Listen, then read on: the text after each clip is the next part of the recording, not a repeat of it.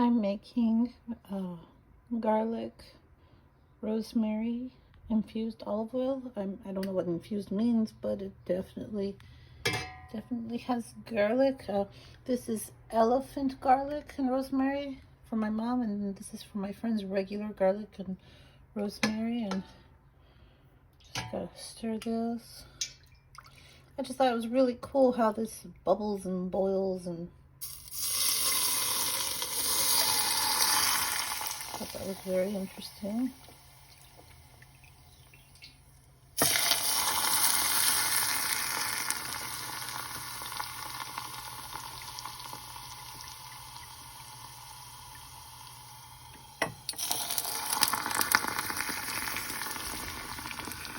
It's cooking the garlic and the rosemary, and eventually when it cools down it'll become clouded like this, and then you just add a little bit more olive oil, and then you seal it up, and you wait about maybe a month, several months.